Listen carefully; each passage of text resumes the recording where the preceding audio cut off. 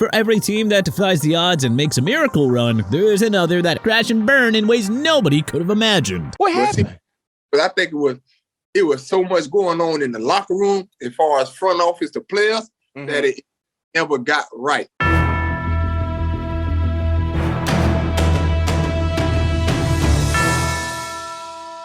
Let's take a look back at 10 teams that looked great on paper and got all the hype, but for whatever reason, whether it be the roster, the coaching, or otherwise, managed to go up in flames. 2007 Baltimore Ravens. Oh, the 2007 Ravens. What a great place to start. This was a powerhouse team coming off a dominant 13-3 season with a defense led by legends Ray Lewis, Ed Reed, and Terrell Suggs. Add in veteran QB Steve McNair, and this roster looked ready for a serious title run. But all that grit and grind turned to dust when the aging McNair went down early with injuries and would end up plaguing him for the remainder of the season. Baltimore was left scrambling between Kyle Bowler and rookie Troy Smith, and thus the offense completely fell apart. As the season wore on, you could see that age and exhaustion was catching up to the Ravens defense too.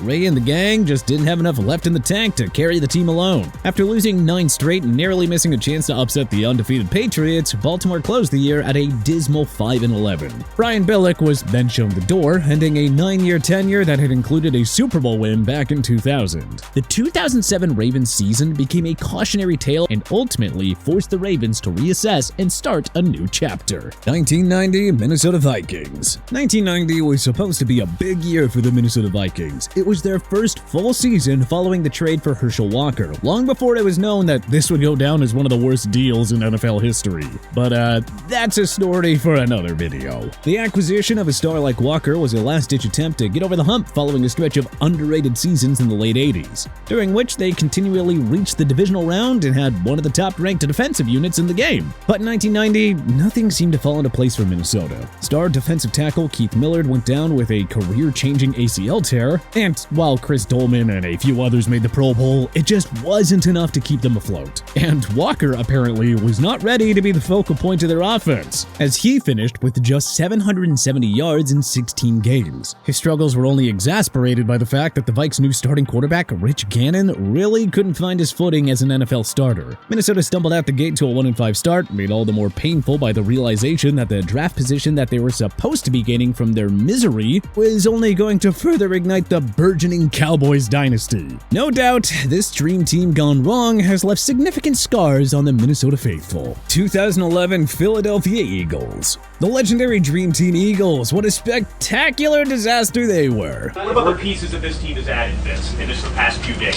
Oh, Dream Team. Legendary, huh? More like infamous Dream Team Eagles. It has led to a 6-8 record and now eliminated from playoff contention. After a shopping spree in the 2011 offseason that brought in big names like Nnamdi Asomugha, Jason Babin, and of course Vince Young, who confidently crowned them the Dream Team, Philly was instantly the Super Bowl favorite on paper. From Ronnie Brown to Dominic Rodgers-Cromartie, all these signings just looked great individually, but together, well, there's just a complete and total disconnect. Vince Young's Dream Team label became a bit of a punchline, and it didn't take long for Philly to crash from contender to cautionary tale because, well, that flash just did not translate to the field. Instead, the Eagles got an 8-8 season, noticeably absent of a playoff berth, let alone a Lombardi trophy that showed that money could not buy chemistry. Nor would it get individuals to play for the team rather than themselves, or heck, even get the team to gel. 2 years later, Andy Reid was out, and the Chip Kelly era was soon on its way. 1999 San Francisco 49ers. For most of the 90s, the 49ers were absolutely untouchable. I mean, it was a team defined by its dominance. They entered 1999 with Steve Young and a very stacked roster, eyeing yet another Super Bowl. But unfortunately, it all came crashing down when Young took a hit that caused a career-ending concussion in Week 3 against the Cardinals. Their solid start to the season went south fast as San Francisco just could not navigate troubled waters with Jeff Garcia. And whew, this squad just could not recover from losing its leader. Now, this one isn't so much the team's fault as it was some horrendous injury luck, which ultimately cost them their franchise quarterback, not just for the year, but forever. But still, they finished 4-12, missed the playoffs for the first time since 1991, and had to enter a rebuild rather than a Super Bowl matchup. 1995 Miami Dolphins. Coming off a crushing missed field goal in the previous year's AFC Championship game, expectations were still very high. 1990 1995 was supposed to be Miami's redemption story. Coach Don Shula and Dan Marino were determined to make one last Super Bowl push. The Dolphins went all in on free agency, bringing in names like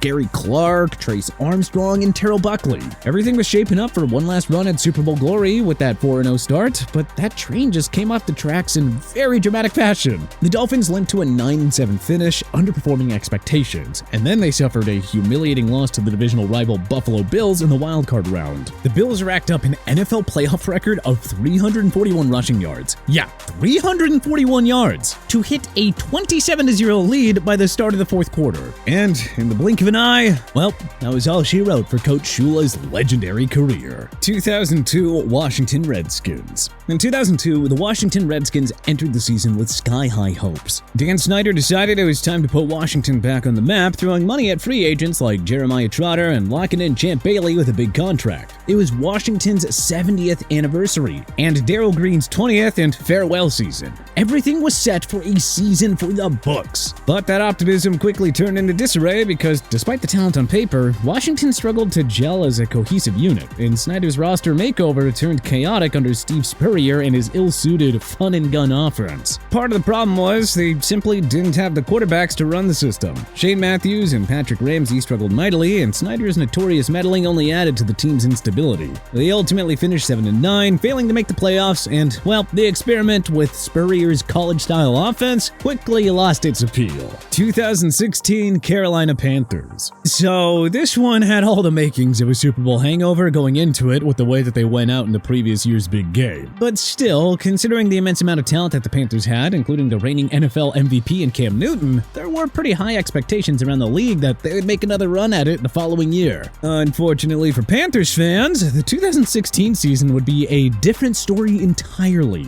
as Cam drastically underperformed, and to make matters even worse, the decision to let Josh Norman walk in free agency left a massive gap in the secondary. Newton sustained a concussion early in the season in a game against the Atlanta Falcons, and, well, the hits just kept coming. His style of play, which involved heavy rushing and scrambling, led to physical wear and tear. Newton played through shoulder and foot injuries, which affected his accuracy and his mobility. His passer rating plummeted from 99.4 in 2015 to 75.8 in 2016, and he completed a career-low 52.9% of his passes, causing the offense to really stagnate. On the other side of the ball, Carolina's defense had been a force in 2015, ranking 6th in points allowed and forcing a league-leading 39 turnovers. But without Norman stabilizing the secondary, yeesh, they just took a big step backwards. Despite their flaws, the Panthers were pretty competitive in several games, but they just really struggled to close them out. 7 of their 10 losses were by 10 points or less, and they were consistently unable to make the plays needed to win in clutch moments and ultimately dropped to a dismal 6-10.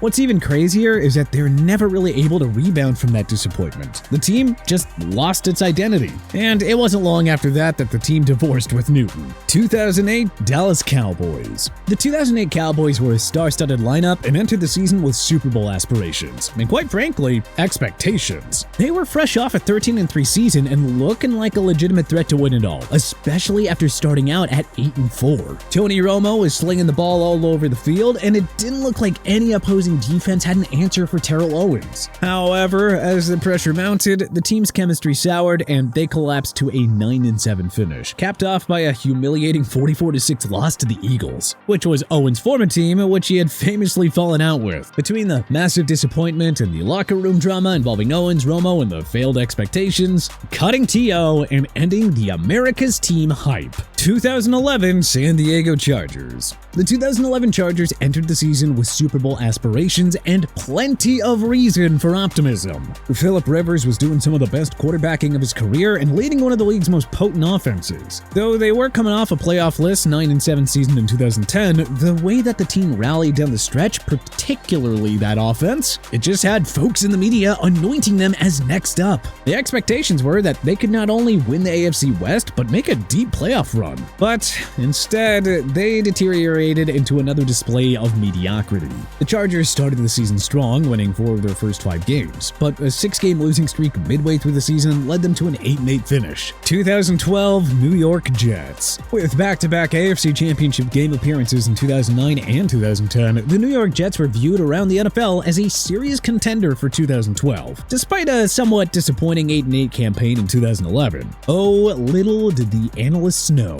You see, the Jets thought that they had found the missing piece on the trade market and inked a deal to bring in Tim Tebow. But unfortunately, this deal only brought media chaos and locker room division, as it instigated one of the loudest and most underwhelming quarterback controversies of all time. New York really struggled to integrate Tebow into the offense, and he was ultimately barely used. But nevertheless, Sanchez, already under immense scrutiny, struggled mightily, throwing 18 interceptions and a copious amount of fumbles. Now granted, injuries to key players like Darrelle Revis and Santonio Holmes were also major issues. The Tebow-Sanchez experiment was an unmitigated disaster and resulted in New York flopping to a 6-10 record. GM Mike Tannenbaum was subsequently fired. But hey, which NFL dream team do you think became the biggest dumpster fire? Do you agree with our list? Heck, is there a team you would have included? Which team do you think we were maybe a little too hard on? Let us know in the comment section below. If you like this video and learned a thing or two, clicking the like button helps out a ton. And you know, we really appreciate it. If this is your first time coming around to TPS though, then hey, subscribing is a great idea because we put out videos like this every single day. But as always, thanks for watching and we'll see you guys next time.